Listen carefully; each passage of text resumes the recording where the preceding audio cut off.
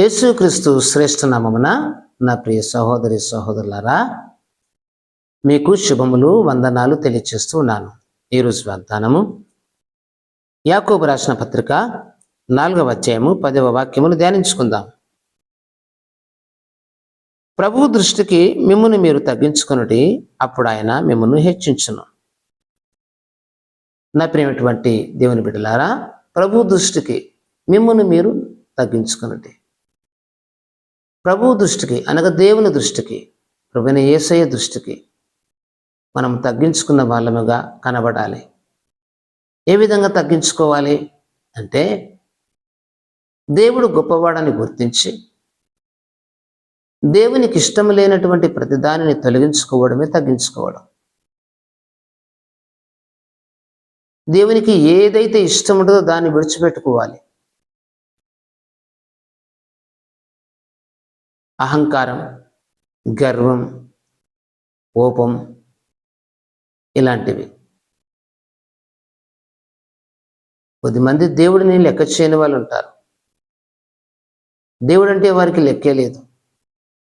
మా తెలివి మాకుంది, మా ధనము మాకుంది, మా బలము మాకుంది, మేము మా ఇష్టం అన్నట్టుగా బ్రతుకుతున్నటువంటి ప్రజలు ఎంతోమంది ఈ దేశంలో ఉన్నారు.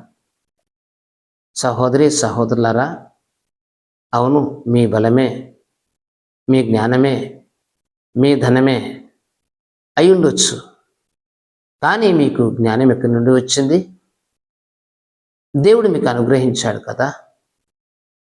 మీకు బలం ఎక్కడికి వచ్చింది? ఎక్కడి నుండి వచ్చింది? దేవుడు మీకు ఆరోగ్యాన్ని ఇచ్చాడు కదా.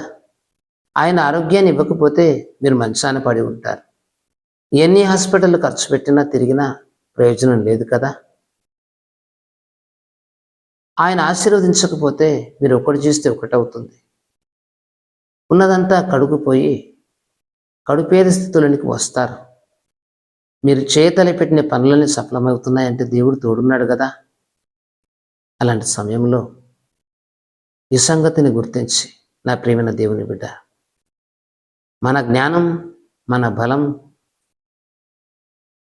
మన ధనం అదేదైనా కలిగి ఉన్నాము అంటే ఈ దేవుడిచ్చిందని నీవు గుర్తించి విశ్వసించి ఆయన పట్ల నీవు కృతజ్ఞతా భావము కలిగి సద్బుద్ధి, సద్మనస్సుతో, వినయముతో, సంస్కారవంతముతో ఆయనను గౌరవించి పూజించి ఆరాధించినట్లయితే నీవు ధన్యుడవు. దేవా, ఈరోజు ఈ ఆయుష్ నువ్విచ్చిందయ్యా. ఈరోజు ఈ ఆస్తులు కలిగి ఉన్నాను, ఇది నీవిచ్చిందయ్యా. ఈరోజు ఈ ఇల్లు కలిగి ఉన్నాను, ఇది నీవిచ్చిందయ్యా. ఈరోజు ఈ అందము, ఆయుష్ కలిగి ఉన్నాను, బలము కలిగి ఉన్నాను, ఇది నీవిచ్చిందయ్యా అని ఆయన సన్నిధిలో నిన్ను నీవు తగ్గించుకున్నట్లయితే దేవుడు ఇంకా మిమ్మల్ని హెచ్చిస్తాడు. ఆయనను ప్రార్థించు, ఆయనను ఆరాధించు, ఆయన నామాన్ని స్మరించు. ఆ కనికరం గల దేవుడు యేసయ్య నీకు గొప్ప సమాధానం, గొప్ప శాంతి, గొప్ప దీవెనల చేత నేను నింపి మరింత ఆశీర్వదిస్తాడు. నా సహోదరుడా, సహోదరి, అమ్మా, అనుదినం నీవెంతో బిజీలో ఉంటున్నావు. దేవుడు నీకు ఇచ్చిన అందాన్ని బట్టి మురిసిపోతున్నావు. నీ అందం ఏ పాటిది? ఈరోజు ఈ అందం నువ్వు కలిగి ఉన్నావు అంటే దేవుడిని నిన్ను రూపించలేదా? అందమైన కన్నులు, అందమైన ముక్కు, అందమైన చేతులు, అందమైన కాళ్ళు, అందమైన జుట్టు. సహోదరుడా,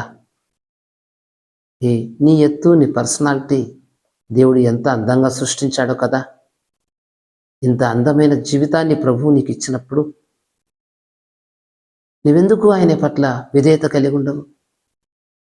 ఒకసారి ఆలోచించు. నీ తల్లి గర్భంలో నువ్వు ఏ విధంగా రూపించబడ్డావో